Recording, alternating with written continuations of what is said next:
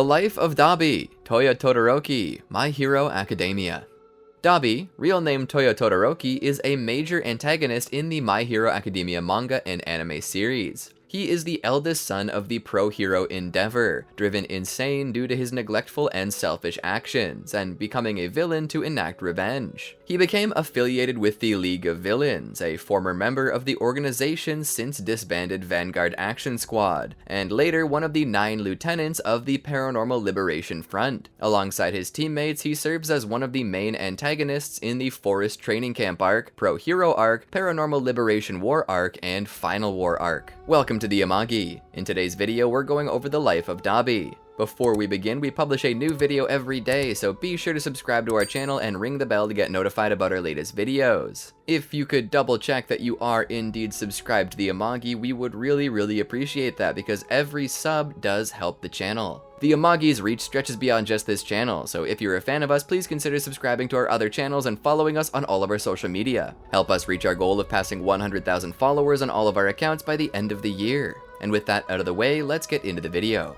Background. Seeking to have a child capable of surpassing All Might, NG Todoroki agreed to a quirk marriage with Rei Himura. When he was 22 years old, his first child, Toya Todoroki, was born prematurely. Although he did not inherit a composite quirk from his parents, Toya was born with a fire quirk, more powerful than NG's own Hellflame, so when the time came, his father would train him. Later that year, his sister Fuyumi Todoroki was born, but she only inherited her mother's power. From presumably quite a young age, Toya was constantly trained by his father, and the young boy was actually quite eager to learn all of his father's moves so that he could one day become a great hero. Although none of his children bore the ideal quirk he was hoping for, NG was satisfied with Toya and saw him as capable of surpassing All Might with his powerful fire quirk alone, so he placed his ambitions on his shoulders. The situation changed drastically as Toya's red hair began to turn white, and his body suffered burns every time he used his quirk. NG and Rei went to see a quirk doctor to find out what was wrong with him. The doctor explains that while Toya has inherited a powerful fire-based quirk from his father, he also inherited his mother's resistance to freezing cold rather than his father's resistance to scorching heat, meaning that he would burn himself whenever he used his flames. Because of this, Toya was limited in how far he could safely push himself with his quirk. NG deemed him a failure and suddenly stopped training him. Toya, despite the dangerous flaw in his quirk, still longed to be a pro-hero when he grew up. He began to beg his father to continue training him, but NG refused, saying that it was for the sake of his well-being, but Toya wasn't pleased. Later, he talked with his sister Fuyumi and told her that he could tolerate the pain and burns, but little Fuyumi told Toya that she was also worried about him getting hurt. Her words offended Toya, who yelled that she didn't understand him because she's a girl and walked off, saying that his father was the one who lit the fire under him to surpass All Might. Toya began training on his own, despite his father and sister trying to convince him to stop. NG lamented that his son also inherited his stubbornness and decided to have more children until conceiving a suitable successor to his ambitions. Rei said that his idea was too cruel, especially considering Toya had finally realized what he wants to achieve through their children, but NG considered that this plan would finally make Toya give up on his obsession.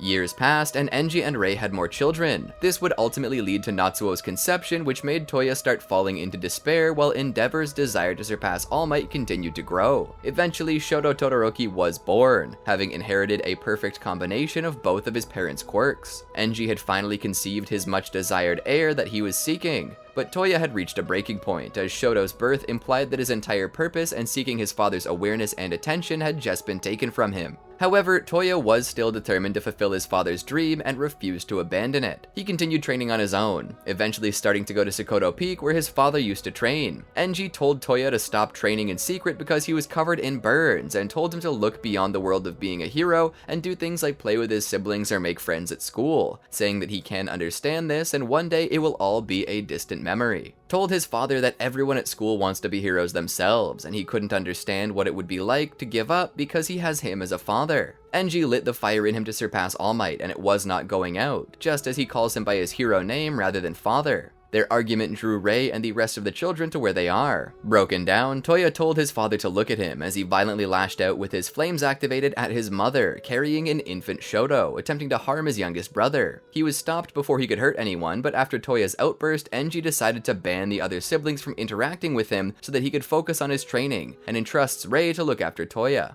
When Rei said that all Toya wants is for his father to acknowledge him, Enji replied that all he can show anyone is the world of heroes, to which Rei scathingly replied that he's just running away from his problems. During the following years, Toya developed what appeared to be an excellent relationship with his siblings. They were always together and they always played together. This is especially true regarding his brother Natsuo. However, they were raised separately from their youngest brother Shoto. Likewise, his father's traumatic abuse and then abandonment had a strong emotional and mental impact on Toya, and many times he used to go to his brother Natsuo with tears in his eyes, questioning why he even existed. 5 years had passed since the incident and Enji decided to train Shoto, preventing him from playing with his older siblings despite his begging. A 13-year-old Toya witnessed them and glared at the two of them hatefully. Later that night, he confided in Natsuo his inner doubts, acknowledging that it was his fault for attacking Shoto, who did nothing wrong, but rants about his feelings towards their father and how he considers the rest of his children failed creations, wondering whether the only thing heroes did was make children and discard them when they didn't need them. Natsuo, however, just wanted to sleep and suggested Toya talk to Fuyumi once in a while. Toya was hurt by the implication that Natsuo was brushing him off as well, explaining that he was the only one who Toya could talk to. One day, while he was preparing to go train at Sokoto Peak, Rei tried to dissuade him and made him consider whether or not he really wanted to be a hero, assuring him that there are more options than the hero world. Toya was infuriated by his mother's words, yelling at her and asking if she'd been reading any self-help books lately. His statements left Rei surprised as he continued his rant, saying that he already knows she only married Enji because her family was poor, and that was the only reason he was born, putting responsibility for his problems on her shoulders as well. Toya continued to train at Sokoto Peak, and during the winter season, around the time he had a growth spurt, his quirk developed, and his flame's color changed from red to blue. Toya discovered that his flames were linked to his emotional state, and would get stronger if he was riled up. He started crying while saying he doesn't know why he does when he gets worked up. Shortly afterwards, excited to show his father how he had developed, Toya asked him to come to Sokoto Peak next time he had a day off. Enji, however, lifted up his shirt and saw his burn scars, angry that Toya had been training again, but his son was adamant that he was destined for greatness and determined to make his father proud. Frustrated, Enji ignored his eldest son's pleas and took his anger out on Rei for not stopping Toya. Sometime later, Toya waited at Sokoto Peak for his father to meet him, but Endeavor never showed up, much to Toya's disappointment and anguish. The emotional turmoil he felt caused him to lose control of his flames, resulting in a massive wildfire. Toya tried to save himself, but he didn't know how to quell his flames, as his father only ever taught him how to increase the heat. He was scorched with flames exceeding 2,000 degrees Celsius. His body was believed to have been incinerated, and the only thing that was found was a part of his jawbone. His death affected his family, especially his mother Rei, whose mental state had already been harshly affected by her husband's abuse, and his brother Natsuo, who still considers his father responsible for Toya's demise. Toya's family installed a Butsudan Buddhist altar in his former room after his supposed passing and still send their prayers to him. Even Enji is seen praying at it, saying that he regrets the loss of his eldest son. However, Toya did not die and jumped into a nearby lake to desperately calm the flames, not wanting to die before showing his father what he could do. He was able to survive, but he was left with severe degrees of burns all over his body and was subsequently found and taken in by All For One. Comatose for 3 years, Toya woke up to find himself alive in a nursery, with several accompanying children surprised to see him awake. Toya was further shocked to learn how long he was unresponsive, including his now changed voice, and only wanted to return home. However, one of the attendants at the nursery tells him he can't, since he lives with everyone else now and they'll be his new family. Toya is outraged, especially because he wanted to reconcile with his family and apologize for everything he said and did. Despite this, a voice on the monitor tells him hope is in vain, stating that his body was too damaged and all the missing pieces had to be replaced with regenerative tissue. He further explains that he'll be unable to utilize the power he once had, with his organs damaged, body debilitated, and senses all dulled, rendering him unable to feel pain. The voice considered Toya a failure, causing him to recoil in pain at these words. Devastated by his situation, after the voice still suggested he allow them to raise him and return his fire, Toya bluntly refused to be trained by anyone else and ran away from the nursery after setting it alight. He returned home, only to discover that his family thought he was dead, and finding that his father was continuing his abuse and training toward Shoto. Seeing his father continue with his perfect creation and how his broken family moved on from him, Toya was reminded of his status as failure and became mentally broken. Resigned to his fate, Toya decided to embrace his death. allowing himself to be reborn with a new purpose, dubbing himself Dabi. According to Kyudaigaraki, he was only expected to live for a month after awakening from the coma, but his grudge against his family kept him alive and going. As the years passed by, and after dyeing his hair black to hide his true identity, Dabi secretly observed his father's actions from afar, studying his hero moves to make himself stronger, while also allowing his hatred to grow with every bit of praise and attention Endeavor would receive. Accepting his newfound life as a villain, Dabi slowly plotted a plan to ruin Enji's life by destroying his hero career. Versus Hero Killer Arc. Dabi watches a public broadcast about the news of the hero killer's capture. Inspired by Stain's ideology, Dabi decides to move towards the organization that was widely believed to harbor Stain's cause, the League of Villains. Final Exams Arc. Giran brings Dabi and Toga into the League of Villains hideout. Dabi comments that the group's leader, Tomura Shigaraki, is gross looking. Tomura is displeased with the recruits and immediately asks Kurogiri to remove them. Kurogiri refuses, and Giran introduces Dabi as a criminal who has not done any flashy crimes but follows Stain's ideology.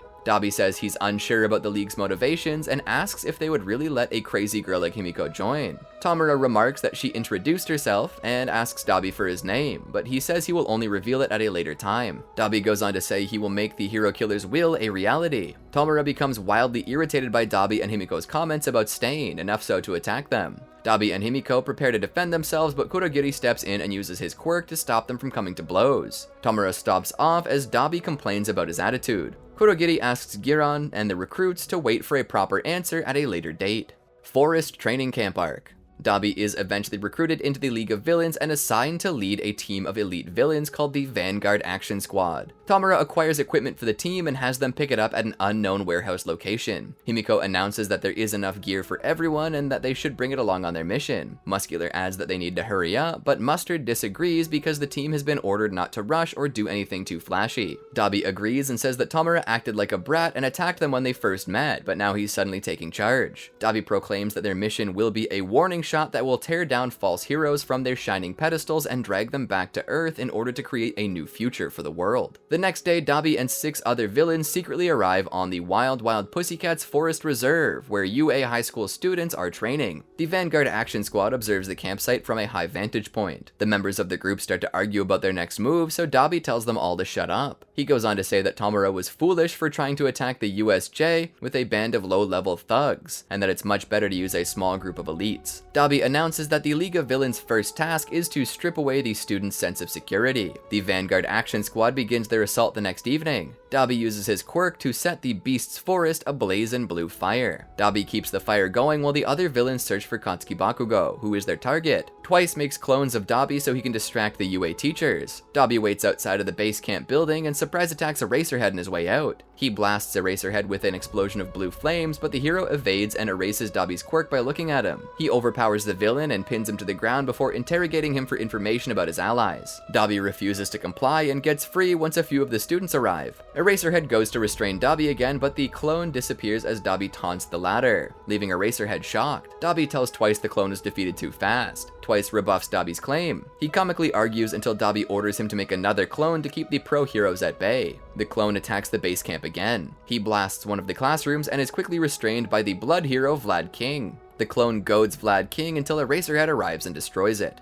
Mr. Compress is able to successfully capture Katsuki, compressing him into a marble along Fumikage Tokayami, and radios the team to rendezvous. Twice complains, and Dabi argues that Mr. Compress did a fine job. Dabi seems to notice Yuga Aoyama hiding behind a bush, but before he's able to act, Twice reminds him to call back Nomu. Twice had to remind Dabi to unleash Nomu on the students earlier. Dabi remembers the Nomu was designed for him and will only react to his voice. He then signals for the Nomu while he and Twice walk to the meeting spot. Dabi and Twice meet Himiko first. Dabi asks her how the mission went, and Himiko replies that she was only able to collect one sample of blood. As Twice and Himiko begin to banter back and forth, Dabi tells them both to shut up and notices a trio of students tackling Mr. Compress out of midair: Izuku Midoriya, Shoro Todoroki, and Mezo Shoji. Dabi, unfazed by this entrance, orders Mr. Compress to move aside as he does so by using his compressing quirk on himself. Dabi throws a fireball that burns Mezo and Izuku. The other villains attack the students, and Mr. Compress motions to give the captured students to Dabi. He meant to keep their compressed marble bodies inside of his pocket, but Mezzo stole them. Kurogiri arrives to evacuate the villains as their goal is achieved. Dabi refuses to leave without Katsuki, but Mr. Compress reassures him that he was hiding the marbles the entire time. Hiding from the shadows, Yuga shoots Mr. Compress in the face and he drops the marbles out of his mouth. Mezzo is able to retrieve Fumikage, but Dabi secures Katsuki's marble before Shoto reaches it. Dabi taunts Shoto's attempt as he commands Mr. Compress to confirm Katsuki's body. Katsuki reverts to his normal body with Dabi's hand around his neck. Dabi calls checkmate and the villains disappear within the warp gate.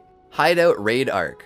Having completed their mission, Dabi and the Vanguard Action Squad return to the hideout. They restrain Katsuki and bring him before Tomura. Tomura tells Katsuki about the League of Villains' goal to reform hero society. He then asks Dabi to remove his restraints. Dabi argues that Katsuki will fight, but Tomura asks him to do it anyway. Dabi orders twice to remove the bonds, and then Katsuki immediately blasts Tomura in the face with an explosion. Katsuki tells the League he'll never join them because he wants to be a hero like All Might. Magna comments that Katsuki is clever for realizing his own value to the villains. Dabi argues that he's a fool for fighting. Tomura puts the fallen hands back on and requests that nobody harm Katsuki. Tomura asks All for One to lend him his power and then orders Compress to restrain Katsuki. The League of Villains is interrupted by the unexpected arrival of what sounds to be a pizza delivery. Then All Might suddenly bursts through the opposite wall with Kamui Woods, and the latter restrains all the villains with his lacquered chain prison technique. Dabi attempts to free himself from the wooden binds by igniting his flames. However, Gran Torino flies in and stops Dabi by knocking him unconscious with a swift kick to the head. Dabi and the other villains are saved when All for One warps them up to the destroyed Nomu factory. All for One activates the quirk of the unconscious Kurogiri and orders the League of Villains to capture Katsuki and retreat. Mr. Compress uses his quirk to compress Dabi's body into a marble. All of the villains are forced to flee the battlefield when All for One uses Magna's quirk to force them into the warp gate. Shie Hassaikai Arc. 3 weeks following the battle in Kamino Ward, the League of Villains separate in order to conceal themselves and recruit like-minded individuals to their cause. Dabi enters an alleyway hoping to find recruits there. The low-life thugs threaten to kill Dabi, and he recognizes that they're nothing but weaklings. He tells them to get out of his way and then burns them all to death with his quirk. Dabi mocks them by stating that they're garbage and the least they can do is become kindling for his flames. While he was busy with these matters, Tomura and the other members of the League of Villains have a clandestine encounter with the current leader of the Shie Hassaikai, Overhaul. A series of discrepancies and differences of opinions generate a confrontation between them that ends with the death of Magna and Mr. Compress losing an arm. Despite this, Dabi is present at the meeting in which Tomura informs them that they will form an alliance with the Shie Hassaikai. Dabi says nothing, but Twice and Himiko are unhappy with this decision, but Tomura assures them that it's for the good of the League, and the time when they can avenge Magna and Compress will come. A few days later, the Shie Hassaikai compound is assaulted by heroes, and with the help of Twice and Himiko, they manage to defeat the entire organization and arrest its members. During the aftermath of the Shie Hassaikai raid, Dabi accompanies Tomura, Spinner, and Mr. Compress on their mission to confront the defeated Overhaul. Tomura claims that his plan is simple as a game of shogi. Dabi argues that shogi isn't that simple. The League of Villains engages a police convoy carrying Overhaul inside one of the trucks while he's restrained and strapped to a medical bed. Dabi tells Spinner to stop driving erratically because it's making him carsick. He maintains his composure and attacks the convoy with a large flamethrower stream, prompting the sand hero, Snatch, to appear from within one of the trucks. Dabi recognizes Snatch as a powerful pro-hero while Tomura fights him. He also notes that Tomura's infamy has gotten him way too famous. Tomura crashes several of the trucks into each other while Dabi confronts Snatch himself. He taunts Snatch for being a hero that always needs to jump in to rescue others. Snatch recognizes Dabi as the villain associated with a string of murders where the corpses were burned. Dabi admits that he's excited to hear about his notoriety. Snatch attacks Dabi with a Sand Tiger move, and Dabi counters with a large blast of fire. While Snatch is distracted, Mr. Compress uses his quirk to trap him inside of a marble with Dabi's flames. Mr. Compress accidentally burns himself and then asks Dabi if Snatch's sand will burn. Dabi believes that Snatch can only transform his upper body into the sand and will likely die while compressed. Tomura exacts his revenge on Overhaul by destroying his arms. Spinner warns his allies that police reinforcements will arrive soon. Dabi, Mr. Compress, and Tomura walk back towards the truck as the flames from their destruction burn in the background. Pro-Hero Arc.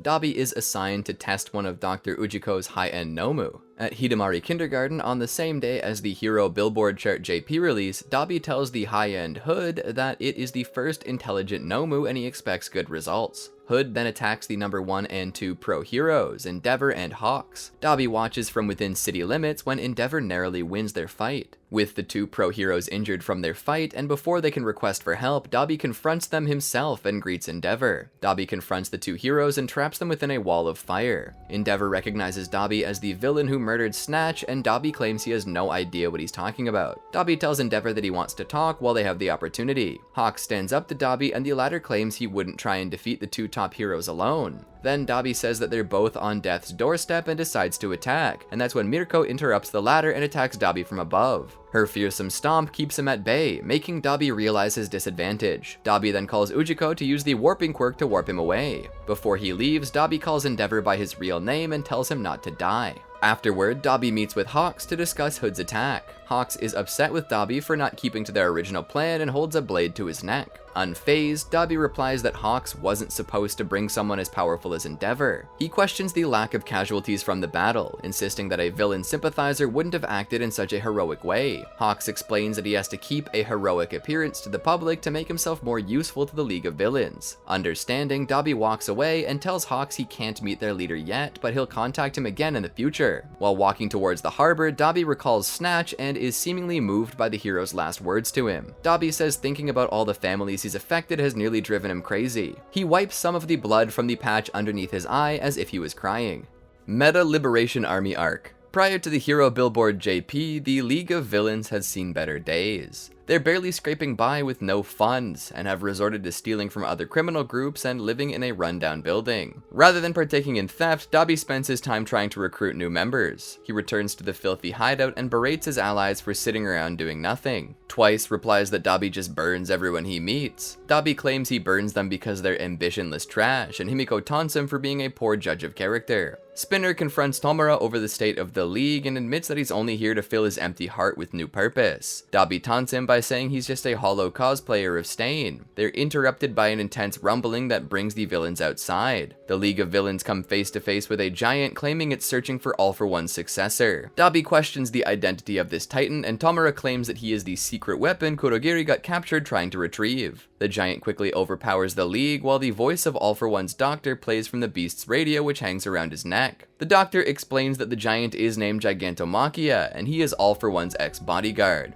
Gigantomachia went into hiding before All for One's defeat, and the doctor claims his meeting was all a part of the plan. Dabi replies that the big guy isn't exactly a generous gift and lights up his flames. Dabi blasts Gigantomachia in blue flames. Shocked, Dabi watches as the giant brushes off the fire as Himiko tells Dabi his attack didn't work. A recording of All for One's voice soothes Gigantomachia and calms him down. The doctor warps the League to his lair using the warping quirk from Kamino. Dabi immediately notices the Nomu housed in the lab. The doctor commends Dabi's sharp eye and introduces himself as Doruma Ujiko. Annoyed, Dabi asks why the League is at the lair, and the doctor replies that they must prove themselves if they desire his support. In response, Tomura explains his past and why he desires to destroy everything. Bored, Dabi stands by with the others who don't appear to quite understand Tomura's distortion. The doctor accepts Tomura, but he will not fully support the League until they defeat Gigantomachia. Dabi refuses to help because he wants to put more time into recruiting a potential ally. Tomura says he's excited to see who he brings, and the doctor tells Dabi he can help test a high end for him. Following this, the high-end attack on Endeavor and Hawks takes place. Almost a month and a half later, Dabi contacts Hawks by phone call and gives the number 2 hero one last job to prove himself to the League. He must kill a specific person. A few days after this, while Dabi hides out on the border between Iwe and Shiga, Redestro, leader and great commander of the Meta Liberation Army, contacts Tomura. Redestro informs him that they captured and tortured his broker Giron in order to find them, as the MLA considers Tomura and his allies a threat to their plans. For this reason, he declares war on the League and informs them that if they do not go to Daika City to confront them, they will use their influence, so they have to face a force of heroes. Tomura accepts the challenge and orders the doctor to warp everyone to the city, where the confrontation must take place. Dabi is also warped and regroups with the others for a war against the Meta Liberation Army. Dabi's annoyed that they dragged him into their mission to rescue Giron, and this angers Twice. Himiko notices someone approaching the group, and Dabi readies his flames. It turns out to be an escort, the pro-hero Slide and Go. Slide and Go leads the villains through the seemingly abandoned city, where they eventually meet with Koku Hanabata and Chitose Kizuki, 2 top executives of the army. Koku begins the Liberation Army's revival celebration, and dozens of citizens ambush the villains. Dabi appears to avoid direct combat while dodging various quirks aimed towards the League. Spinner comments that no matter how many warriors are defeated, they just keep coming in waves. Dabi replies that Spinner hasn't defeated a single one yet. Koku Hanabata uses his campaign van to announce that Chitose has perished at the hands of Himiko. The warriors are enraged and swarm at Tomura, who counterattacks by killing them all with a single swipe of his hand. Impressed, Dabi realizes it's about time that he got serious about fighting when suddenly a hooded man tries to crush him using 2 giant ice gauntlets. Dabi avoids it and admits that he's gotten stronger, and now he can tell at a glance that this new bruiser is tough too. Getten asks Dabi why he hasn't used his wide range of flames to attack yet, suggesting something might be wrong with his abilities. Dabi smirks and counterattacks with a wave of flames that melts his opponent's ice. The ice warrior collects ice from all the nearby buildings and collects it into one massive frozen figure. He claims to have been perfecting his quirk without school his entire life. Dabi taunts him for living a sad life, and the elements of their quirks collide, splitting the battlefield. The blue flames prove more ferocious and hold the advantage against Getten's ice. Dabi taunts his opponent, calling him outmatched since his ice is all gone. Compress struggles nearby against some of the warriors and asks for help. Dabi asks why he should help when an army of twice clones is headed their way. The clones fight to protect Dabi and Compress from the other warriors. Many of them decide they should try and double Dabi, but Compress urges them to save some fodder for when Gigantomachia awakens. Getten takes out most of Twice's Sad Man's parade with a barrage of ice. Confused, Dabi asks if this town specifically manufactures ice. The Iceman explains that he can lower the temperature of the town's water supply in order to generate more. Dabi calls him obnoxious for not leading with that in the fight, and Getten responds by claiming the Liberation Army will create a world where status is attained by the strength of one's meta ability. Dabi believes that Getten's words of sheer strength sounds miserable, and rudely asks him to keel over and die. The Ice Warrior claims Dabi will be the one who dies, as he can smell his burning body from here. Getten has been observing Dabi's quirk and believes his body is not compatible with it. Dabi's blue flames start to eat away at his body, meaning it's difficult for him to fight prolonged battles. Compress wishes they could stick Gigantomachia on the Iceman, and worries about Dabi's fate. Dr. Ujiko notices the League is in peril and awakens the giant early. Despite his injuries, Dabi fights on against Getten in a battle of elements. The fighting continues until both fighters are worn down and Gigantomachia enters the city. The giant proves far more powerful than the army can contend with, and Compress realizes they were foolish for underestimating him. Compress asks Dabi to finish up this battle so they can save Tomura before the giant reaches him. Worried for his own leader, Getten flees the area and tries to stop the giant on his own, only to be easily cast aside. Annoyed and smoking from his wounds, Dabi claims that he was close to burning that icy freak up before he fled. Tomura achieves victory against the Meta Liberation Army's leader and obliterates half the city with his quirk. Redestro concedes and hands the Liberation Army over to him. The League of Villains all survive the revival party and recover for a week in a new mansion. Dabi meets back up with Hawks and confirms he killed a man as asked. He isn't sure it's actually Best Genus, but invites him to the next meeting anyway. While dining on sushi, Compress claims that this is the calm after the storm. Dabi replies that Compress didn't do a single thing during the battle. Spinner asks Dabi for his sushi, and Dabi lets him have it because he hates fish. Dabi and his allies are led underground by Skeptic and Trumpet of the Liberation Army. With Tomura as its new leader, the League of Villains and the Meta Liberation Army merge to become the Paranormal Liberation Front. Dabi is one of the 9 lieutenants appointed to Tomura and will receive a team tailored to him. Dabi then meets up with Hawks sometime after the ceremony and greets the number 2 pro hero, wondering about the latter's sudden change of mood. Hawks decides not to tell Dabi about his actual mood towards the new formation of the Paranormal Liberation Front. My Hero Academia: Heroes Rising. At some point after the clash, Tomura and his allies gain information on one of Ujiko's projects involving quirk and body enhancement upon getting requested to transfer important cargo to an unknown location. The League questions Ujiko what's inside the cargo, to which the doctor simply tells them that it has nothing to do with them. With that being said, Dabi, Spinner, and Mr. Compress are assigned to the task. Although they dislike being treated like regular delivery men, the 3 agree to the request. On one late winter night, the League uses an armored truck to transfer the cargo while fleeing from a group pursuing pro heroes on night duty. It turns out that the information about Ujiko's project was leaked, and the heroes have apparently formed a trap to prevent the League from escaping. When Rocklock and his partner try to get closer, Dabi emerges from one of the truck's windows and unleashes a blast of fire straight at them. This forces Rocklock to use Deadbolt to protect him and his partner, preventing them from pursuing them. The other 2 also fend off the heroes, but one of them manages to board the truck. Dabi acts quickly and brutally cremates the hero to death before he could do anything. Although they successfully blocked off their pursuers, Spinner wonders who alerted the heroes of their escape route, to which Dabi replies it must have been an info leak. Endeavor and his small team reveal themselves at the end of the road, surprising both Spinner and Compress. Dabi, on the other hand, expresses delight at Endeavor's arrival and launches another fire blast at him. Endeavor counters this by using Flash Fire Fist Jet Burn, causing both attacks to cancel out each other. Spinner decides to accelerate the truck while Dabi readies himself to release a more powerful blast of flames, both intending to kill Endeavor right on the spot. Unfazed by this sudden move, Endeavor tells his allies to leave the scene as he retaliates with Prominence Burn, which ultimately breaks through Dabi's attack and consumes the truck in a burst of flames. The villains melt into sludge as they turn out to be clones created by Twice. The burning truck rolls off the road and crashes into a nearby forest, which was later revealed to be exactly where Ujiko wanted them to drop off the cargo. A few days later, the League relocates to an abandoned shack. They discuss who was inside the convoy, to which Dabi believes that it wasn't that important, just as Ujiko mentioned before. Despite their discussion, all members, excluding Tamara, are still unaware of what was truly inside of it. Endeavor Agency Arc. As the Paranormal Liberation Front prepare themselves for the next coming months, Dabi sends Star Serpent to cause havoc at a nearby city. Later, Dabi and his allies, excluding Tamara and Geten, are present at a meeting in which Hawks informs them of Endeavor's decision to take on 2 new interns other than Shoto. Dabi comments that he feels like the students haven't changed ever since the training camp incident. The lieutenants are also informed of Tamara's ultimate scheme to destroy everything in about 4 months once the latter finishes his upgrades. Afterwards, Dabi would soon send Ending to attack Endeavor and his new trainees at his family's home. Paranormal Liberation War Arc. Once 2 months have passed, Dabi is assigned as a commander for the Vanguard Action Guerrilla Warfare Regiment Violet team, along with Geten. When the heroes launch their attack on the Paranormal Liberation Front, Dabi and the other lieutenants are first unaware of the raid. That is, until noticing the Gunga Mountain Villa mansion splitting apart by Cementos' quirk. The Paranormal Liberation Front lieutenants decide to evacuate their subordinates and send their lower-ranked advisors to fight the oncoming storm. While everyone else evacuates, Dabi moves towards the scene with somewhere else in mind. Upon hearing Twice screaming, Dabi heads right over, knowing that Hawks has betrayed the organization. Dabi eventually reaches where Twice and Hawks were fighting. He takes time to hear what Hawks had to say about his role. Dabi then makes his move by firing off a large flamethrower to save Twice from harm. Dabi enters the room and approaches an injured Hawks, who was badly scorched by his flames. The villain steps on Hawks' face while emitting flames from his soles, mocking the hero for making excuses for his hero-like behavior. However, Hawks reveals that he survived Dabi's assault thanks to his wings carrying him and Twice to safety. Dabi tells Hawks that he lost most of his feathers for combat. Hawks calls out Dabi for nearly burning his friend to death, but Dabi admits that it's expected of heroes to put their lives on the line. Dabi smugly reveals that he never considered trusting Hawks from the start of his cooperation with the League. With that said, Dabi launches another barrage of flames straight at the winged hero, causing a large explosion outside the crumbling mansion.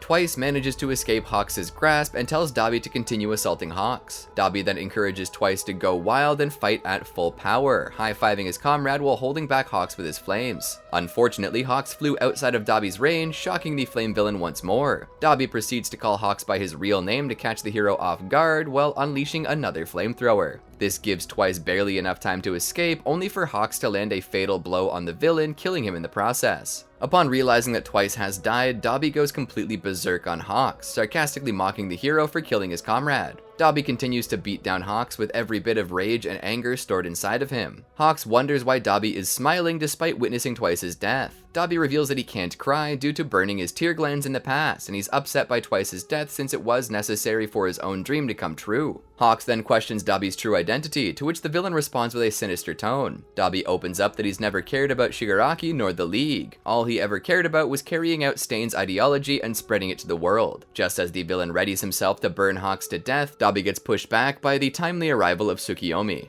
Dabi tells Fumikage that it's pathetic that UA forced their students onto the battlefield and cruelly points out that Hawks murdered Twice when the latter was trying to protect his friends. This shocks Fumikage hard to the heart. Dabi then questions Fumikage why he's here and mocks him for looking up to a hero that's far dirtier than the villains. However, Fumikage refuses to falter at Dabi's words, which makes the latter realize the situation he's in. Dabi readies his flames just as Fumikage prepares Dark Shadow to try and get him and Hawks to safety. The villain shoots out a large flamethrower to burn the two heroes, nearly scorching Fumikage to death in the process. A barely conscious Hawks tells Fumikage that Dabi will keep talking as taunting serves as a way for him to recharge his flames, telling his intern to leave. Fumikage sends Dark Shadow to attack Dabi, but the attack misses. Dabi then jumps down and uses his flames on his feet to hover downwards and chase after Fumikage and Hawks. Noticing that his teacher is unconscious, Fumikage tries to use Black Fallen Angel, but Dabi appears before them hovering. He prepares to blast them to ashes while noting he saw Hawks' betrayal coming. However, their skirmish is interrupted by Geten's sudden ice attack, allowing Fumikage and Hawks to escape. Soon, Dabi rejoins with Mr. Compress just as the villains are beginning to retaliate against the heroes. Dabi questions Mr. Compress on the whereabouts of the other PLF members, to which he points out that he was supposed to be with the other lieutenants. The Flame villain admits that the whole regiment never worked out due to the sudden attack the heroes launched, suggesting they should escape for the time being. Mr. Compress then reveals that he witnessed Twice's death, and this resulted in Himiko losing her composure. Dabi silently observes Himiko killing other heroes out of vengeance for her friend's demise. Suddenly, the place begins to shake, and Gigantomachia emerges from the ground, raising a hand to grab Compress and Dabi, although the latter moves away. Seeing that he's putting the League members on his back, Dabi deduces that Tamura was awakened. When the behemoth tries to grab him again, Dabi asks him to wait a moment because there's someone he wants to use. He grabs a hold of Skeptic to his exasperation and takes him alongside the other League members, believing soon will be the time for his big plan. As Gigantomachia tries breaking through Mount Lady, who tries to hold him back, the villains discuss what happened where he suddenly grabbed all them. Dabi deduces that Tamura has awoken, otherwise Gigantomachia wouldn't even be moving. A frantic Skeptic demands to be let down as he wants to go back to help Redestro. Dabi ignores his pleas and asks him to be quiet, as the heroes have not yet realized that all of them are on Gigantomachia's back. Gigantomachia decides to take a shortcut to reach Tamura quicker, so he throws aside Mount Lady by her foot and charges forward to his destination. Kamui Woods and Midnight attempt to intervene, but Kamui gets doused by a stream of flames, courtesy of Dabi himself. Midnight manages to witness the League on Gigantomachia's back, but ends up slamming into a group of building debris released by Mr. Compress. With the pursuing pros out of the way, Gigantomachia and the League continue their escape while an injured Mount Lady and Kamui Woods struggle to drag him down. However, their escape is cut off by the Villa Raid backup team, in which they end up sending Gigantomachia crashing into the ground with their quirks. The villains then notice several students charging straight at them. Kyoka tries to attack with her amplifier jack, but Dabi blasts them with his flames, forcing her to retract them. Denki follows up by shooting many of his discs near the villain's positions, but due to Reiko throwing him at a poor angle, he gets knocked down by Mr. Compress's remaining pieces of building debris. Gigantomachia opens up his mouth, nearly allowing the students to throw in the sedatives, only for the behemoth to blow most of them away with his breath. Dabi releases more of his flames to hold off the remaining students on the battlefield, causing more steam to emerge from his body. He then comments that he once heard that having multiple quirks allows the user to remain more active in battle, a trait that Gigantomachia possesses. However, Red Riot manages to climb up Gigantomachia's arm and throws the sedative into his mouth just as another group of pro heroes joins the fray. Regardless, Gigantomachia manages to overwhelm the pro heroes and escapes without any scratches. The behemoth eventually tears through multiple cities, destroying everything in his path, with the remaining members of the PLF following behind. During the Giant's run, Skeptic informs the others that he got a visual of Tamura facing off against Endeavor. This is good news for Dabi, and he tells Skeptic to get ready as they're going to tear down the Hero Society, and gives him a series of videos to upload and broadcast when the time comes. As Gigantomachia finally arrives at Tamura's location and protects him from the combined attacks of Nejire and Shoto, Dabi appears from the back of the giant villain to announce his arrival to the heroes on the ground, pleasantly realizing that both Endeavor and Shoto are there. Endeavor angrily calls out Dabi's name, but the villain retorts by telling Endeavor to call him by another name, Toya.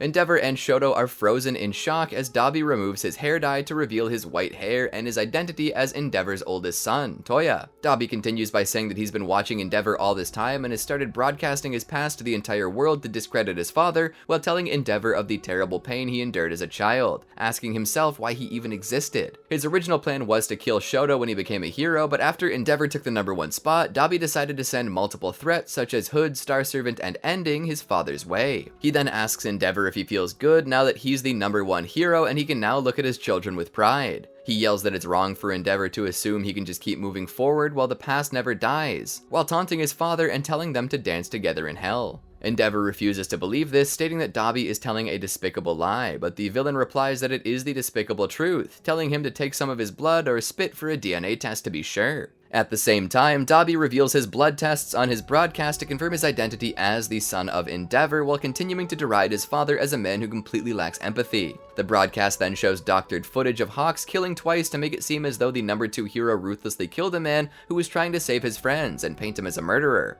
while also revealing that Hawks killed Best Jeanist, the #3 hero. Dabi also reveals more of Hawks' past, how Hawks' father was a serial robber and a murderer who was ironically arrested by Endeavor. The villain derides heroes as individuals who only care about themselves and use others to promote themselves. Dabi thanks Endeavor for going strong until now, then jumps down, preparing to eliminate his father and the others with his prominence burn. Before he can do this, he's immobilized by wires. He looks up and is surprised to see the #3 hero falling from the sky, who he'd believed to be dead. Dabi is surprised by the hero's arrival, having believed him to be dead. Best Jeanist informs him that he has overreached with his ambitions and now he will come apart like inferior denim. Dabi, however, says even if Best Jeanist is alive, that won't sweep under the rug the Todoroki family's hard truth. Nejire, meanwhile, tries to strike Tamura, but unfortunately gets blasted by Dabi's flames, as he's burning through the wires, much to Shoto and the others' horror. As she falls out of the sky, Dabi tells Endeavor that once again, another child with a bright future has been burnt up by his flames as he breaks free of his restraints. Shoto desperately begs Dabi to stop. As Shoto clashes with his brother, he reveals to Dabi that one of the villains he sent Endeavor's way nearly killed Natsuo, the one who claimed he cried to every day. Dabi, however, merely says it was a shame that he didn't die because then Endeavor would have suffered more. An incredulous Shoto asks his brother if he's insane, and Dabi confirms he doesn't feel anything anymore. He starts to push Shoto back, excited at the thought of finally being able to kill his little brother. As Dabi keeps battling and taunting Shoto mid-air, he traps him in his arms and unleashes his flames. Shoto warns him that in doing so, he would burn himself as well, but Dabi replies that he's fine, since he gets to see Endeavor powerlessly standing still and seemingly broken as his puppet masterpiece dies in the fire of his failed experiment, and relishes the opportunity to see what face Endeavor would make once Shoto is burnt to ashes. But suddenly, Deku catches him with Black Whip. Dabi quickly frees himself with a heat blast that also knocks down Shoto and Deku, chastising the latter for meddling in his family affair. As he falls, Deku retorts to him that Endeavor is his mentor, and though the past never dies, the latter is still trying to make amends, and then he finally adds that Dabi is not Endeavor. Dabi laughs at Deku stating the obvious, then argues that he's the pitiable result of a hero's cruelty, that justice is losing to evil, and that what comes next is a future where chaos will blow away all the hero's hypocrisy. In one final clash, as Shoto uses Flashfire Fist Jet Kindling on Dabi, the latter responds with a larger, more powerful version of Flashfire Fist Jet Burn that overwhelms and knocks out his younger brother. He sarcastically apologizes to him and leaves the battlefield, since killing Shoto now would be pointless to Dabi if Endeavor is about to pass out and not completely broken yet. He then meets up with Mr. Compress, who uses his quirk on him, and Skeptic, who puts him in Spinner's scarf so he can escape with the rest of the league. The heroes attempt to stop the remaining league members, since Gigantomachia, Himiko, and Mr. Compress from escaping with the surviving near high ends, but all is in vain as they proceed to escape the battlefield. After the league successfully escaped one of their lairs, Dabi is later seen sitting beside a all-for-one possessed Tomura, who is rejoicing from the series of jailbreaks he's caused all over Japan. He then asks Dabi and Spinner to keep watch while he lets Tomura's body rest. 2 days later, Dabi is lying on a sofa in the former Creature Rejection Clan mansion, contemplating his burn scars and commenting on how they've gotten worse even though he doesn't feel any different. Knowing that Endeavor is probably still alive and recuperating, he deduces that not only does his position not allow him to die even if he wanted to, but he would also have to make a public statement soon, something he joyfully awaits as he expects a pathetic display. He then tells his former family to take a good look at him in the depths of hell while shedding a tear of blood. He then reminisces about the tragic night he lost control of his flames, commenting that this was to be expected since his father only ever taught him how to turn up the heat.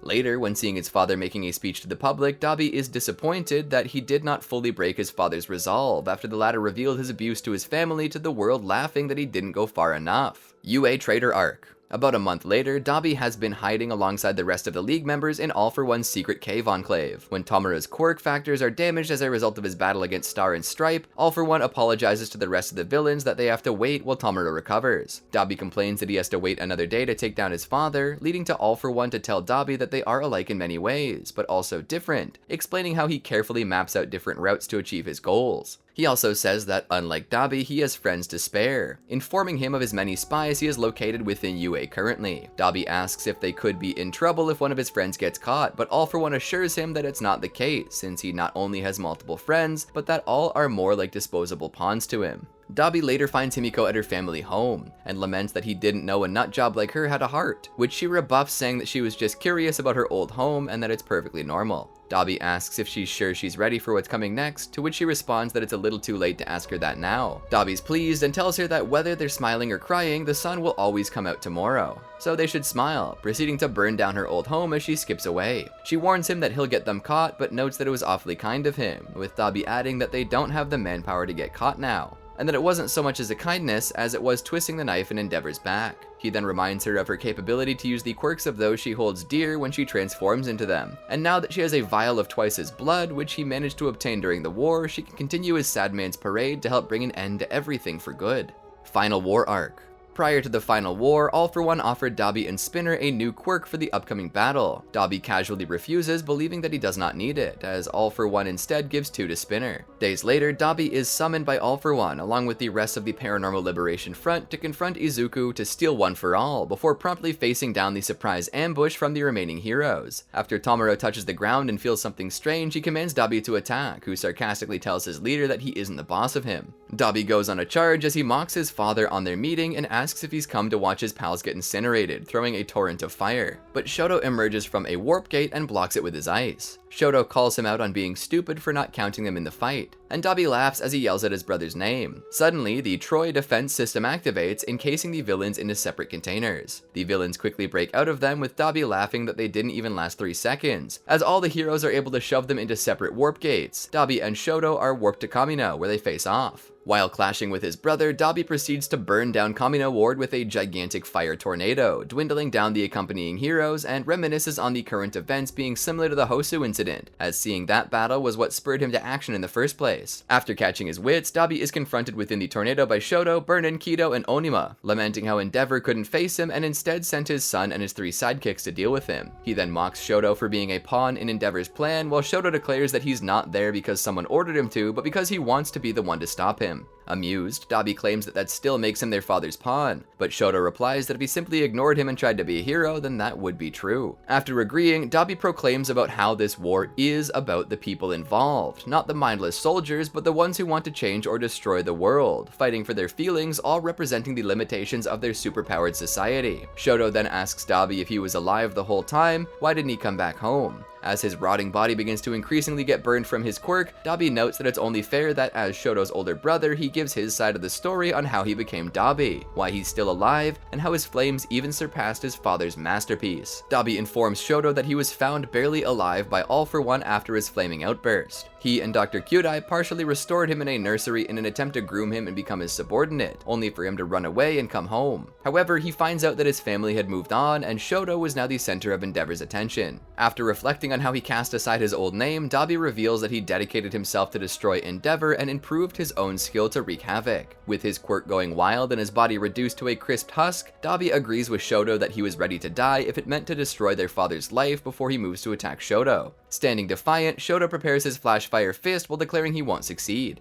Dabi gleefully laughs and thanks Shoto for the chat, stating that he'll make for some fine kindling even with their dad not there. After Shoto responds that he'll be the one to stop him, Dabi proceeds to comment on his thoughts he has about Shoto too. Right after working on reboosting his weakened flame, Dabi remembered back to Endeavor's words to encourage him, while numbing of his body stripped away his limitations, allowing him to follow his lead with max output. Asking if Shoto's a fan of All Might, Dabi unleashes Flash Fire Fist Hell Spider, sending a wide array of fire spirals all outside the tornado. Burnin, Kido, and Onima use their quirks to protect Shoto as he readies his blast, but Dabi suddenly appears behind him, having used the Hell Spider as a distraction. Dabi throws a fiery punch at Shoto, asking him how he felt holed up at UA with all these scared civilians, as the son of Endeavor and a brother of Dabi. He continues his assault, lambasting Shoto as, despite being the boy born with everything, blessed with an ideal body in the right place, he still depends on everyone else, as a half-baked puppet. He'll never make a thing of himself, unleashing a jet burn attack that blasts Shoto directly into a building. However, Shoto manages to neutralize the heat, to Dabi's surprise. He responds that he's not wrong and he was full of doubt at this time, recognizing himself as a half-baked dummy. Despite that, considering he thought Dabi was only ever focused on Endeavor, he's glad to hear that he's been keeping a close eye on him too. Shoto yells that even though their dad was a madman and their family screwed up, everybody he burned to death was his own choice, and that he's not taking any more innocent lives. Dabi reacts vigorously at the masterpiece as Shoto tells him to aim his rage at his family, unleashing his ultimate move at him, Flash Fire Fist Phosphor.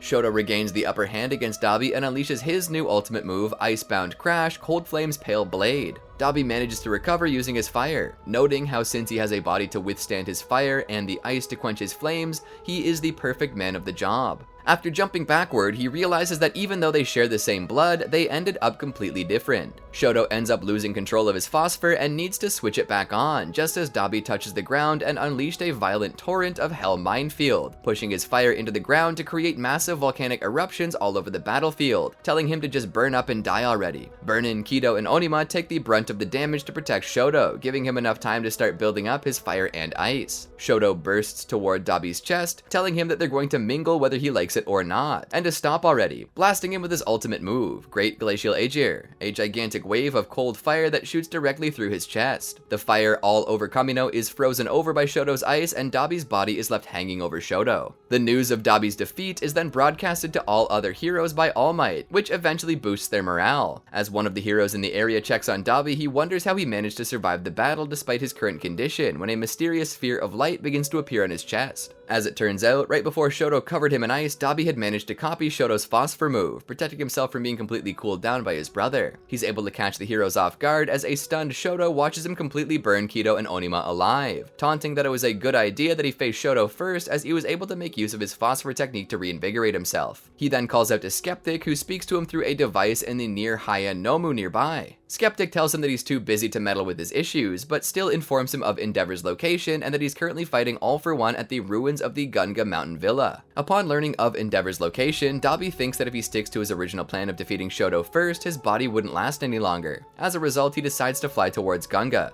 ignoring all of his brother's pleas to continue fighting. He's then interrupted by Skeptic, who tells him that he's going to get a free ride when a warp gate suddenly appears right in front of him. Dabi enters through the warp gate and is immediately teleported to Endeavor's location. Upon arrival, he then emerges from the portal, gleefully greeting his father. Dabi then proceeds to burn down the surrounding forest, causing more trouble for the heroes. This was then accompanied by Himiko, who had transformed into Twice, summoning a huge number of Twice doubles throughout the entire battlefield. Endeavor asks Dabi if Shoto is alright, to which he replies, telling him that he originally planned to kill Shoto and then bring the latter to him as a present, but he was too strong. Upset that his dream won't come true, Dabi then declares to Endeavor that he will still try to take as much as he can from whatever he tries to protect. He then charges towards him, preparing to face off against his own father. Because Dabi still posed a big threat to the heroes, Endeavor jets himself into the forest far away to let his maniacal son chase after him, while the remaining forces deal with Himiko's doubles and All For One. Unbeknownst to Endeavor though, Dabi had been internally compressing thermal energy inside of his body ever since his initial defeat at the hands of Shoto, and continues to compress even more.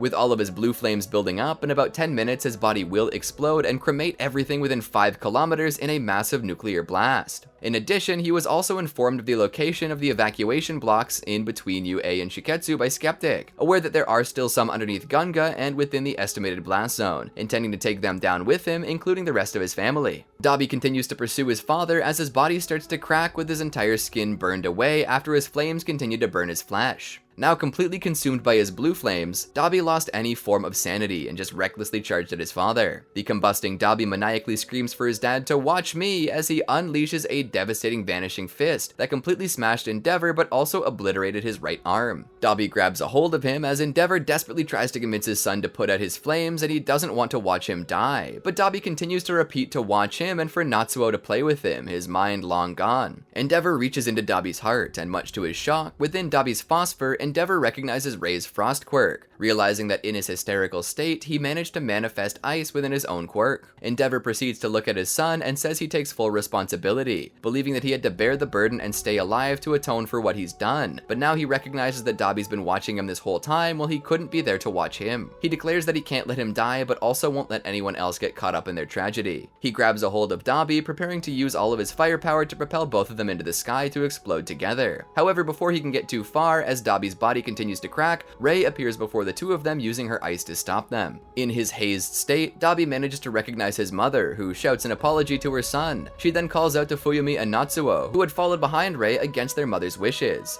Fuyumi cries out that she can't take any more loss and begs Toya not to take everyone down with him, not able to bear losing anyone else. Natsuo then proceeds to yell out to his idiot older brother to stop causing trouble. As the Todorokis continue shooting their ice towards Dabi in an attempt to cool him down, Endeavor can only beg him not to let anyone else die, and he should be enough. In response, all Dabi can let out is a couple muffled laughs, while having a vision of him and his family being happy again. As he continues to cackle, Dabi watches his family's efforts to cool him down. In his thoughts, he thinks to himself that everyone is finally watching him, realizing what it feels like and lamenting that if it was so simple, why didn't it happen sooner, as his heat sphere continues to expand minutes from exploding. Just then, Shoto enters the vicinity, having blasted all the way there from Kamino thanks to Ingenium, as Dabi is on the verge of exploding. The two screaming brothers look at each other as Dabi thinks about if only his origin was so simple. Shoto surpasses his limits and unleashes his great glacial Aegir on Dabi, completely consuming the inferno in his fire and ice, stopping his self-destruction and causing the fire to dissipate and burn out. Shoto emerges victorious while looking down at the crisped and partially frozen Dabi.